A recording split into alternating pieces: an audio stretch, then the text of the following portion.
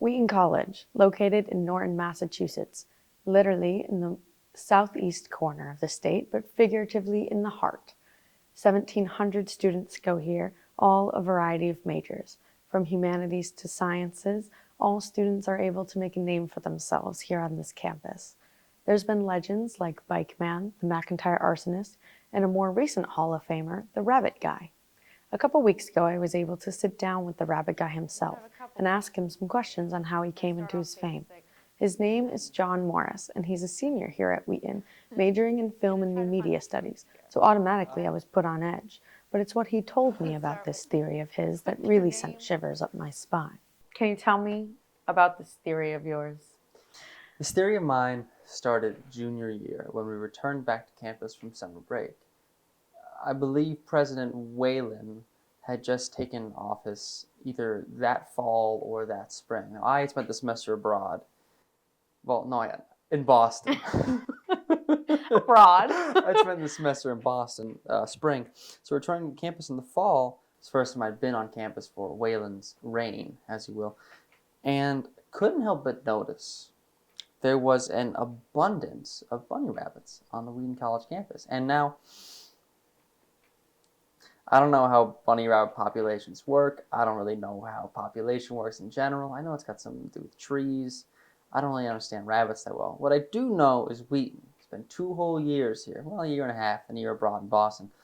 And no bunny rabbits. Not a single bunny rabbit on this campus. And suddenly, Whelan takes office. Bunny rabbits galore? Galore? Yeah. Oh, there were hundreds. John Morris, having been on campus through COVID and through the president change, noticed the abundance of rabbits immediately. While he was here on campus through the pandemic, he noticed an overarching dullness of the campus in general. Not only were there no students outside in the greenery and in the woods, but no wildlife either. Birds would come and go, and the squirrels have always been here, but where were the rabbits? Why do you think bunny rabbits? Why not bring more birds or squirrels? Why do you think bunny rabbits is the symbol of a liberal arts institution?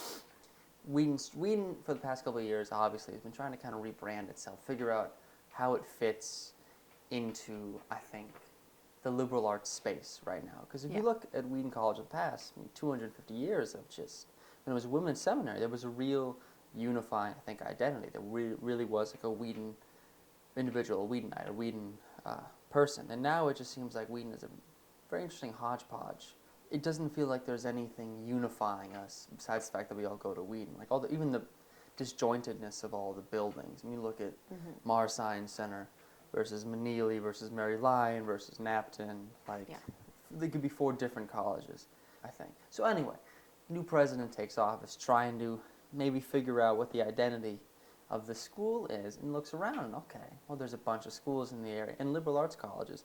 And Brown University in Providence is known for its bunny rabbits. It's like a big thing. They have bunny rabbits on campus. I'm like, yeah, it's so cute, bunny rabbits. So, okay, if I'm President Whelan, and I'm looking around, and I'm thinking, how can I make the campus feel more liberal artsy? How can I play into the whole New England cottage core, brick building, vines growing around? Bunny rabbits on campus. And then now when people get back, oh my God, there's cute little bunnies on Wheaton's campus. So if Whelan was bringing the rabbits here to help unify the campus, help create an identity, shouldn't we be grateful? I'm not saying what she did was a bad thing or a good thing. I'm just saying she did it. Morris, known during this time as the Rabbit Guy, posed questions that weren't met with answers but fierce rage. Have you spread the word? I tried to tell people. Tried to tell people right at the very beginning what the rabbits were up to, what Whelan was up to, what the rabbits represented. And people pushed back hard. People did not like me saying anything about the rabbits. How do you feel about John's rabbit theory? I think it's incredibly stupid, thank you for asking, and deeply, deeply misled. And he's just wrong. How so? He tells everyone about it. John is from New York, so he does not live in a place where there are rabbits. One time, he found a cat by his apartment, and he sent our group chat maybe 6 videos of him freaking out because he found a stray cat. First of all, I think they have a lot of those in New York, not that I'm an expert, but that is just an example of how John reacts to seeing an animal that is not domesticated. So when John, sorry, Wilson. When John moved to the suburbs for the first time in his life, he was absolutely shocked to find there were a bunch of rabbits, and he made it literally everybody's problem by saying, oh, there's a conspiracy, like, the school is planting rabbits because they're cute. At one point, his theory was tied up with COVID, and the school was trying to improve their image after COVID to get a bunch of rabbits. It is actually insane. And he's like, oh, they always pop up around springtime. That is when rabbits breed. He has no understanding of how rabbits work or how, wild animals work. And it honestly frustrates me that you're giving him a platform to share that. Friends of mine would say things like, you don't understand rabbits, you don't understand science, you don't know how population works, this is just what happens. All right. Have those friends studied Norton? Do they Not- know the history of the rabbits here? I would say not specifically, no.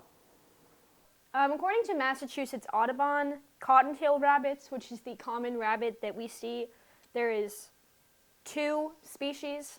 It's the New England cottontail and the non-native eastern cottontail. On their website it says, both species breed in a variety of human-populated habitats, including farmland, suburban yards, and even in isolated weedy patches in the middle of cities. Since both cottontails and people exist in large numbers, they interact quite frequently, particularly when rabbit populations peak in late summer and early fall. Let the science speak. They believe what they read. I believe what I see out there in the wild, my own 2 eyes. New president, new rabbits. So do you believe Wheaton is just falling into a trap here? We're just believing what society tells us to believe. Oh yeah, I think Wheaton is the epitome of so much of what happens here is just people believing what they're given. Chase has 3 onion soup. They serve that like that's a thing. 3 onion soup? However, as the rumors died down and the hate subsided, an itch the size of a small bunny rabbit still was yet to be scratched in Morris's brain. Still today, years later, Morris wonders about these rabbits.